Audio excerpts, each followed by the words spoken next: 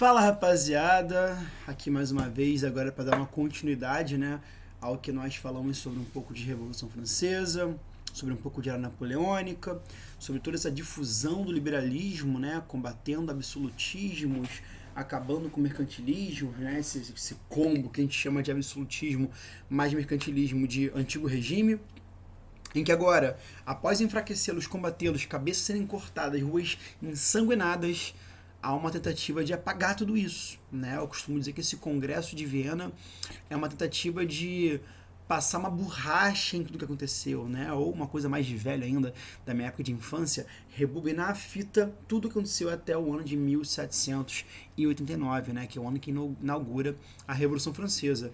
Para boa parte dos países europeus, o que ocorre após a Revolução, que era napoleônica, é mais uma continuidade, né? E realmente tem muitos traços de continuidade, a difusão do liberalismo, por exemplo. E aí, perante isso, eles querem acabar com todos os episódios de dobramentos da Revolução e da Era Napoleônica, tá? E aí eles fazem uma reunião, né? Não qualquer país, o país que mais foi pentelho, né? Que mais realmente gastou dinheiro, verba, as pessoas morreram pela causa de acabar com a Revolução, que é a Áustria. Então, por essa razão, Viena, capital da Áustria, vai ser onde ocorrem as reuniões, tá? Basicamente, uma série de forças conservadoras ou países que saíram combalidos de alguma maneira, que tiveram algum tipo de prejuízo pós-furacão Napoleão Bonaparte, que vão se reunir para gerar melhores organizações políticas, uma espécie de reorganização geopolítica em relação à Europa como um todo, beleza? Bom, vamos lá. Olhando por um lado, eu tenho aí os protagonistas, eu tenho uma espécie de coadjuvante, né? Aqueles países que mais participaram, tiveram mais efetividade em batalhas, eles vão ter mais voz durante o Congresso de Viena.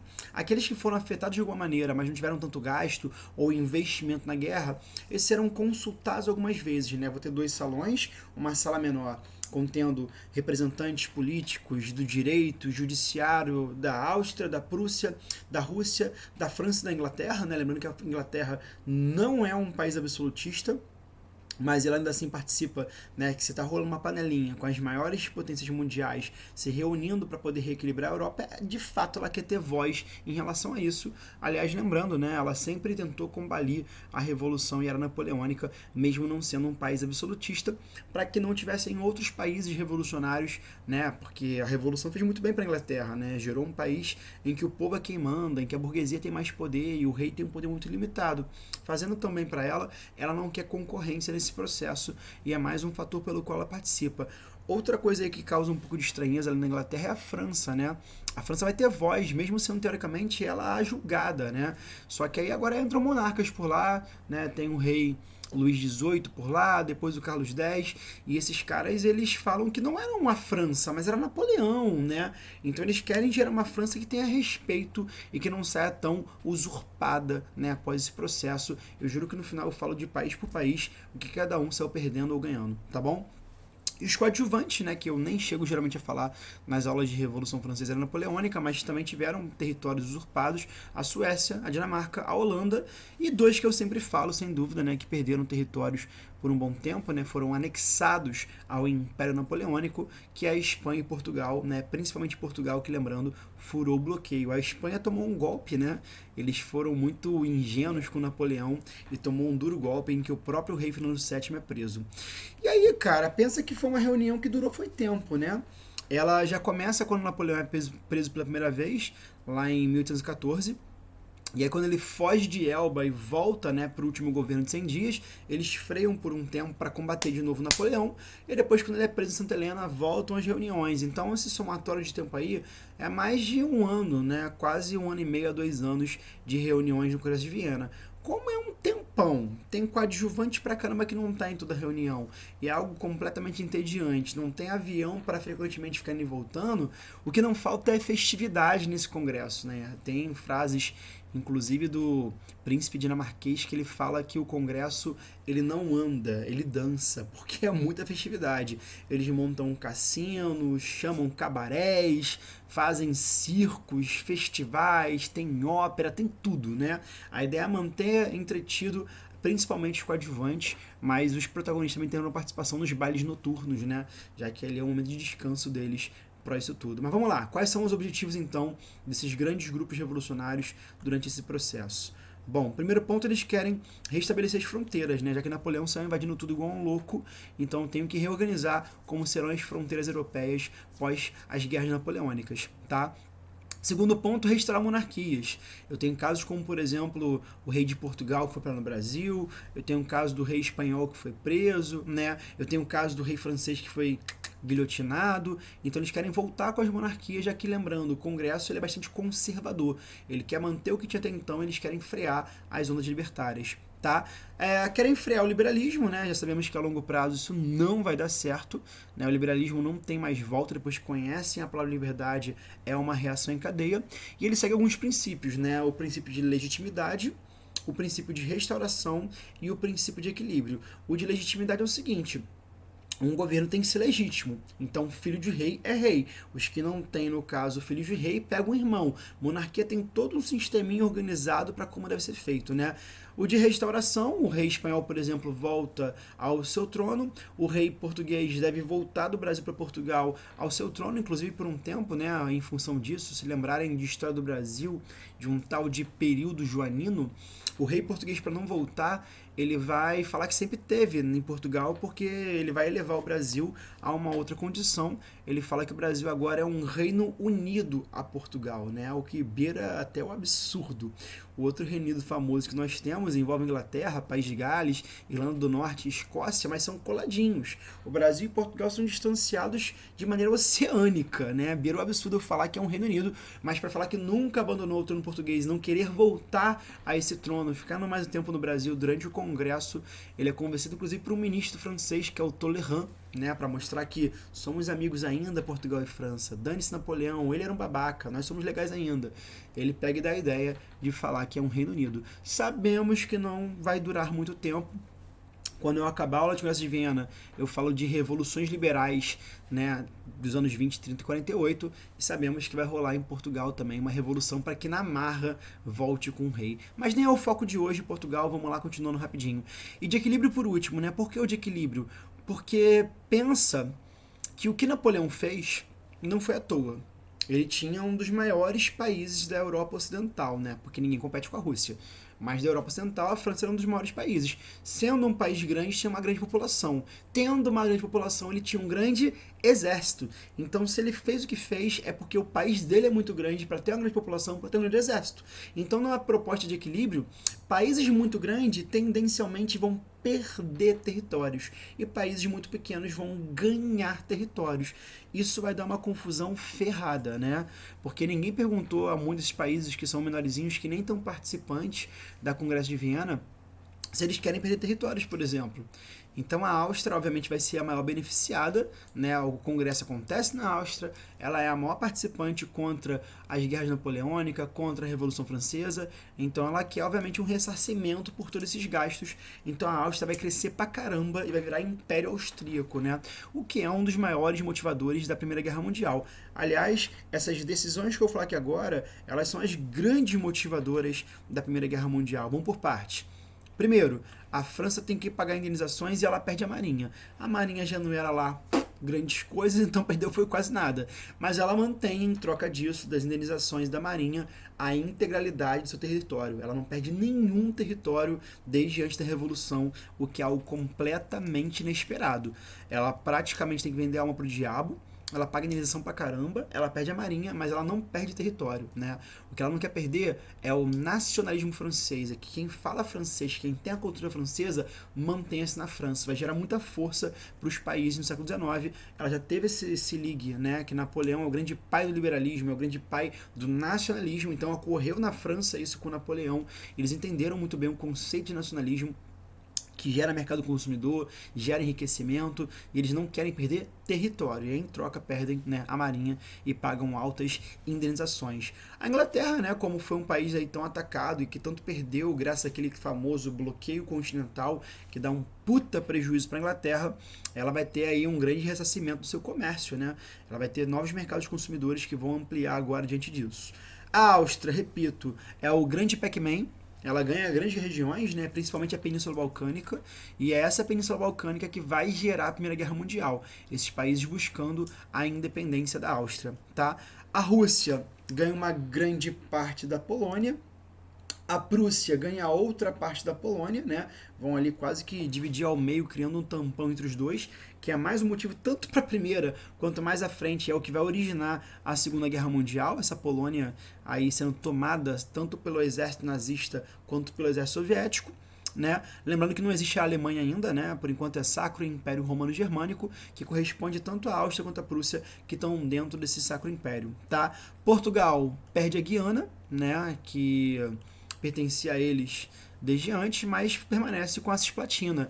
Lembrando que a Guiana e a Cisplatina tem a ver com a história do Brasil, na verdade. Tá? A Cisplatina eles se vingam dos espanhóis quando vem a família real. E eles tomam a Cisplatina e depois, se vingando dos franceses, né, que invadiram Portugal, eles tomam a Guiana Francesa. Se por um lado eles falam, mas não fui eu quem tomei a Guiana, não foi eu quem tomei Portugal, foi Napoleão. Portugal entende que realmente é um novo monarca e devolve a Guiana. Quando o rei Fernando VII da Espanha pede, opa, eu quero também a Cisplatina de volta, ele fala, você não, cuzão. Você é o mesmo rei de antes. Você é o mesmo babaca que deu passagem para Napoleão. Então a Cisplatina nós vamos continuar dominando a região. Isso também vai gerar uma guerra mais à frente, né, durante o primeiro reinado, que é a Guerra da Cisplatina, onde a Cisplatina vai se fragmentar, vai se separar do Brasil e vai virar um país novo chamado Uruguai. Bom, então territorialmente tem uma série de mudanças, né, por causa da napoleônica e aí remendando pelo Congresso de Viena. Agora a parte final, algo importante em relação a esse congresso. Eles vão gerar uma tal de Santa Aliança, é uma união de países para tentar frear esse liberalismo, né? Tentar permanecer forte o absolutismo, mas também com uma série de ideias entre eles. Primeiro, a ideia era unir as maiores potências europeias, né, e criar uma ajuda mútua. Caso surja um novo louco, um novo Napoleão, já tem um bloco militar para combatê-lo mais rápido, né? Porque justamente essa demora em criar um bloco que levou Napoleão a crescer pra caramba, tá? Mas também querem impedir, já que está gerando ali esse liberalismo não só na Europa, mas chegando na América também, e liberdade para americanos igual a independência, né, fim de pactos coloniais, eles querem impedir as emancipações, as independências das Américas. Só que as independências das Américas é algo muito atraente para a Inglaterra. Quanto mais emancipada a América, mais mercado consumidor ela ganha. Porque se agora não tem que intransigir aquele pacto colonial, por exemplo, se eu quero vender para a Argentina, eu tenho que conversar com o rei espanhol, porque a região da Argentina pertence à Espanha. Né? Se agora há emancipação, eles vão direto até a Argentina, negociam direto, lucram mais com isso e aumentam pra caramba o seu mercado consumidor. E mais que isso, né? A maior colônia americana inglesa não existe mais, né? Que era as 13 colônias, que atualmente é livre, é Estados Unidos. Se eles querem pegar tudo até a Revolução Francesa, a Revolução Americana que gera a independência, ela é anterior à francesa. Então eles não vão ganhar de volta o território. Se não vão ganhar de volta, meu irmão, se eu tomei um puta preju, eu quero mais que a América inteira, né, dê preju no resto da Europa. Então a Inglaterra ela se retira, né, dessa Santa Aliança, o que enfraquece muito ela, inclusive. Se a França não participa, se a Inglaterra não participa, eu tenho uma das maiores potências militares que não participam, vai ser praticamente, pegando por países fortes, uma união e uma aliança entre Áustria, Prússia e Rússia. Isso enfraquece muito a Santa Aliança. E aí, enfraquecendo, né, é o que gera o fracasso desse projeto. Eu costumo dizer que a Santa Aliança é uma primeira tentativa de algo que sempre fazem depois, tá? A Santa Aliança é criada após grandes guerras, que era a napoleônica. Pós Primeira Guerra Mundial, nós criamos uma tal de Liga das Nações, né? E pós Segunda Guerra Mundial, politicamente criamos a ONU, militarmente criamos a OTAN. Então a Santa Aliança é quase que uma ONU 1.0 ou uma OTAN 1.0, tá bom? Então a primeira tentativa de criar uma união política, militar e econômica entre países europeus. Belezinha? O Congresso de Viena é rápido, é bobo, por isso que eu já emendo esse vídeo num segundo vídeo. Vamos falar um pouquinho agora de revoluções liberais do século XIX, tá? Um pause rápido e só vamos. Eu dei um pause no nosso vídeo com a intenção de pegar um quadro de Revoluções Liberais, só que não sei o que rolou. Tá quitado o meu quadro de Revoluções Liberais. E aí eu peço perdão, vai ser uma aula somente oral, né? Sem aí um slide ou algo para visualizarem. Peguei só uma imagem aí, a mais famosa, né, de Revolução Liberal, inclusive é muito erroneamente usada para a Revolução Francesa, mas peço perdão, tá? Espero eu que atenda a vocês só na base do oral, tá? Vou falar bem devagarzinho para vocês, e aí se alguém quiser copiando, escrevendo, fica um pouco mais fácil, tá bom? Qualquer coisa também, né, como é um vídeo, é só ir pausando ou voltar, beleza? Vamos lá, galera. Bom, as revoluções liberais do século XIX é uma onda, é uma reação em cadeia, agora não somente mais da Revolução Francesa, mas da Revolução, da Era Napoleônica e da aula que eu falei há 10 minutos atrás, que é o Congresso de Viena. Só que eu tenho coisas opostas, né? A Revolução e a Era Napoleônica difundem ideais liberais. De um outro lado, eu tenho a ideia de tentar ao máximo bloquear esse liberalismo. Então, essas revoluções liberais, elas são aí a concomitância das forças em crescimento tanto de liberais quanto de absolutistas. Então, se por um lado eu vou ter uma grande força transformadora, que é os que querem difundir liberalismo, por um outro eu vou ter um oposto, né? Que é uma grande força conservadora. Então isso vai gerar atrito pra caramba, muitas guerras e países vão cair, né, em grandes embates graças a isso, beleza? Então basicamente o que nós temos agora é uma briga, né, entre os que são pró-Congresso de Viena e os que são pró-as revolucionários. Tá? Então, se por um lado querem avançar com o liberal, por outro, né, tem as forças conservadoras que caem em grandes embates contra eles, tá bom? As de 20 são um pouquinho mais fraquinhas, não costumam cair tanto em prova, mas influencia também a nossa cultura. As revoluções liberais de 20 vai se destacar em Portugal, porque, lembrando, Napoleão já foi preso, Napoleão já morreu, daqui a pouquinho em instantes, e ainda assim, cara, os portugueses continuam morando no Brasil. Só que não são todos os portugueses. Vieram ao Brasil cerca de 10 mil portugueses. Os que ficaram em Portugal se sentem meio escanteados, né? Meio abandonados. Se estavam lá por causa de Napoleão, Napoleão já está mais que afugentado e cadê que volta a família real? E aí eles criam, na base da marra, uma constituição, tá? Uma constituição liberal. Esse pouco tempo que tiveram com Napoleão, aprenderam um pouco mais sobre liberalismo, foram influenciados por isso e eles querem criar uma constituição liberal em Portugal. Só que é uma regra muito comum, até no Brasil até hoje, em vários países, que assim que entra um novo presidente ou uma nova liderança, né, quando fala de outros países, você coloca a mão sobre a Constituição, você levanta a outra mão e você jura que você vai proteger e que você vai ser submisso a essa Constituição. O que é isso? Você está abaixo dela, você não manda nela, você não está acima da lei, por exemplo. E aí eles falaram, ou o rei volta para jurar a Constituição, ou dane-se, a gente coloca um outro rei um pouco mais liberal em seu lugar. Isso vai gerar um atrito ferrado e Dom João, muito a contragosto, porque ele amou o Brasil e não queria ir embora do Brasil, ele vai ter que regressar a Portugal e deixa por aqui Dom Pedro, que vai ser de importância pra caramba, né, pra nossa história do Brasil, já que isso vai gerar a independência do Brasil, tá? Então reparem que as revoluções liberais de 20, principalmente a do Porto, né, em Portugal, vai ser de muita influência para nossa história, tá bom? Na Grécia, vai rolar também um projeto de independência, né? Eles percebendo que o liberalismo é algo atraente, eles querem se emancipar da Turquia, que era o dono do espaço grego, tá? Isso vai começar agora, mas não termina agora, só termina na outra Revolução Liberal, a de 30, tá? E a Espanha, né, tá se remodelando pós rolar o que rolou com Napoleão, né, não gostam mais do monarca, não querem mais o monarca fraco, e aí diante disso, né, também na Espanha culmina uma série de batalhas e conflitos para que eu gerasse um pouco mais de liberdade por parte do povo, tá bom? Então, maiores destaque das revoluções de 20, Portugal, Grécia e Espanha, tá? As de 30 já ampliam pra caramba e são bem pluralizadas, tá? O negócio ganha um destaque bem diferente uma década.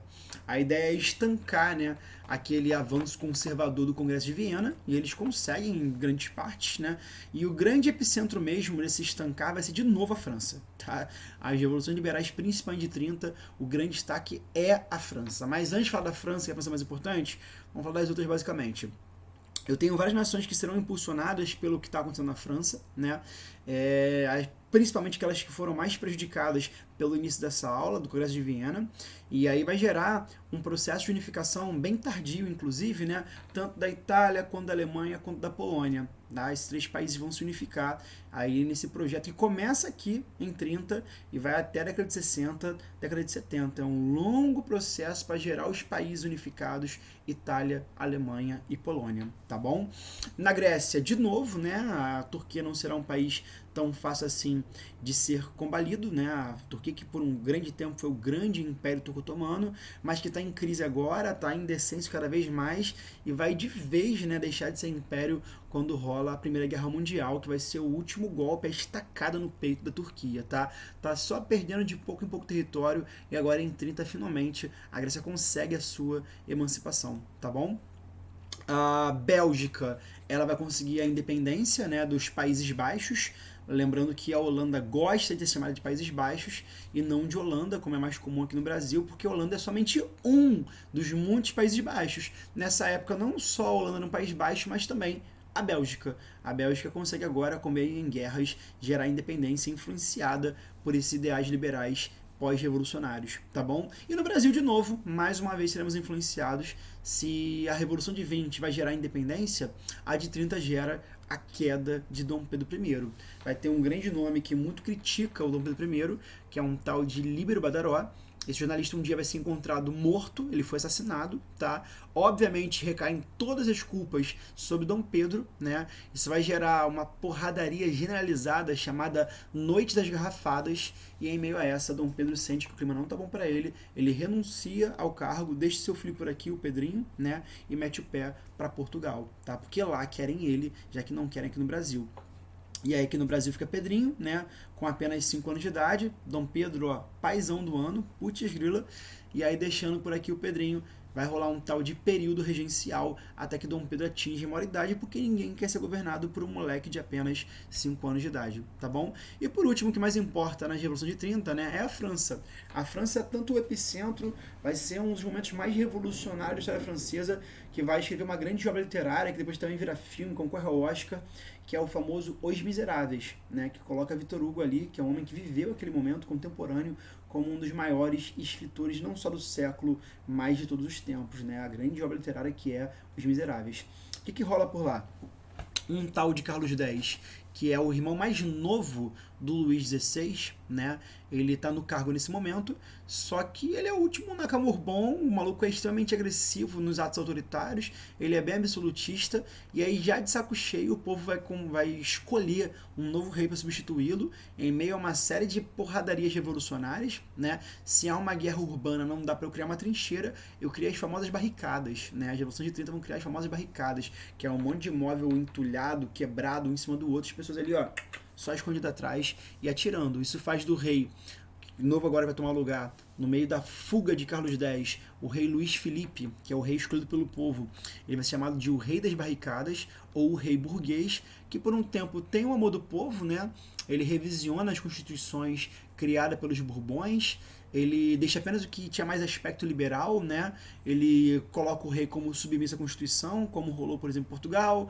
Ele abole a censura, o povo tem direito a reclamar, o povo tem direito a falar. Não há mais religião oficial na França, então parecia tudo direitinho, tudo gostoso, mas aí vem algo que quebra de vez ele, né? Ele mantém o voto censitário. Então ele praticamente governa para burgueses e para alta burguesia ainda, né? Lembrando que o voto censitário só vota e só se elege quem tem bala na agulha, dinheiros. E aí, diante disso, né, o povo já de saco cheio, que a Constituição muito atendia a burguesia e pouco atendia as camadas mais populares, eles começam a se reunir em reuniões para poder tirar o rei. Essas reuniões duram anos, tá? Tanto é que começam em 30 e vão até 48, quando em 48 o rei cancela o que é chamado de política dos banquetes, que é basicamente a política dos banquetes. São reuniões em restaurantes, na rua também muitos deles, né? Só com as camadas mais baixas. E nessas mais de 70 reuniões que eles tiveram, eles estão organizando para dar um golpe de Estado, quando o rei, junto com o primeiro-ministro, ele cancela essas reuniões. Aí, meu irmão, é o estopim. É a cólera do povo para se voltar contra, né, o rei. O rei Luís Felipe também vai fugir, mais um. Ele vai para a Inglaterra. O povo de saco cheio, em 48 já, né, na Revolução de 48, eles vão fundar o que eles chamam de a Segunda República Francesa. Por que a segunda? A primeira foi aquela dos Jacobinos, a de Robespierre, e agora eu tô criando uma segunda revolução. Só que isso é só um pedacinho que tá rolando no mundo, né? Porque na de 48, meu irmão, é o mundo inteiro caos, né? A gente fala que em 48 rola uma tal de Primavera dos Povos, né? É o mundo inteiro atingido por uma onda liberal, tanto é que não vai rolar somente na França.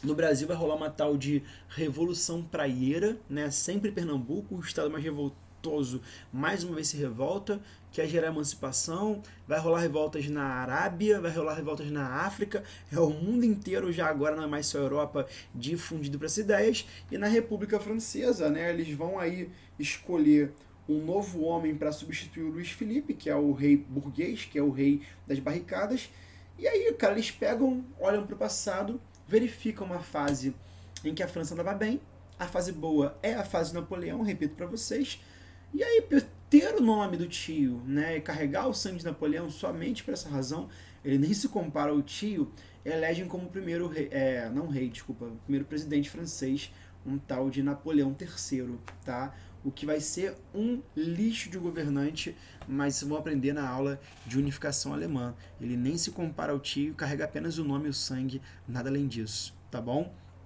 Agora, uma coisa que muda muito dessa Revolução de 48, né, que vai revolucionar a história, se é algo indiscutível, goste você ou não, é que agora não tem mais só uma primeira via liberal, não só uma segunda via absolutista, mas nós vamos criar uma terceira via e o mundo muda de vez a partir do socialismo, tá?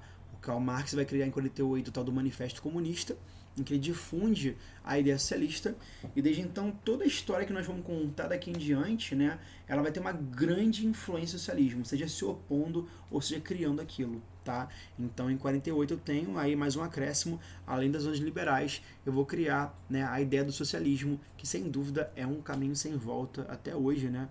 Agride muito o mundo, né? Cria grandes influências, seja pró ou contra, tanto faz o que você pensa. O negócio é que é um fato. O socialismo, a partir de 48, é um caminho sem volta. Tá bom, queridos? Então, basicamente, é uma série de pequenas manifestações no mundo inteiro, né? Mas principalmente com epicentro na Europa. E se for dar um epicentro mais específico, a França, de novo, né? É a grande bastião das revoluções liberais do século XIX, é quase como se fosse uma espécie de continuidade da Revolução Francesa. Tá bom, queridos? Ó, grande beijo. Dúvidas, enviem pelo pedro.shazam, tá bom? Beijão.